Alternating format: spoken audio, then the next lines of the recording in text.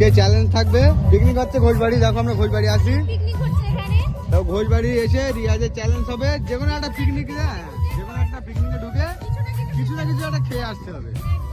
তুমি কি রাজি? বলো। Challenge accept. চলো দেখা যাক তাহলে।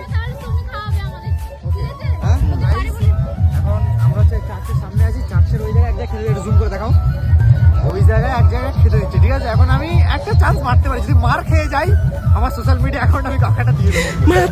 চলো, দেখো রিয়াজ এখন যাচ্ছে, দেখা যাক রিয়াজের খেতে দেয় কি তাড়িয়ে দেয়। তো গাইস তারপরে বুকের মধ্যে 500 করে সাহস নিয়ে আমি চলে গেলাম চার্চের সামনে খাওয়ার জন্য। এরপরে গাইস ওখানে অনেকক্ষণ দাঁড়িয়ে পরিস্থিতিটা বোঝার চেষ্টা করলাম, অ্যাটলিস্ট 2-3 জনের সাথে কথাও বলেছিলাম যদি খাওয়ার কোনো উপায় বার করা যায়। আর কথা বলে এটা বুঝতে পারলাম যে এখান থেকে খাওয়া আমার কপালে লেখা নেই। এরপরেও থেমে থাকিনি, আমি ভাঙা মন আর বুক ভরা সাহস নিয়ে চলে গেলাম অন্য একটি পিকনিকে। আর এইবারে কেন জানি না আমার মনে হচ্ছিল যে চ্যালেঞ্জটা আমি জিতে যাব। তারপরে বেশি দেরি না করে আমি তাড়াতাড়ি করে বেরিয়ে পড়লাম ওখানে যাওয়ার উদ্দেশ্যে। আর সেখানে গিয়ে দাদাদের সাথে 20 থেকে 30 সেকেন্ড কথা বলার মধ্যে দাদারা আমাকে ধরিয়ে দিল একটি চিকেন পকোড়ার প্লেট। দেন তারপরে দাদাদেরকে এটাও বলে দেওয়া হয় যে এটা একটা জাস্ট ভিডিও চলছিল। তো আজকের ভিডিওটা এতটুকুই, তোমাদের সাথে দেখা হচ্ছে নেক্সট কোন ভিডিও, তখনকার মতো টাটা।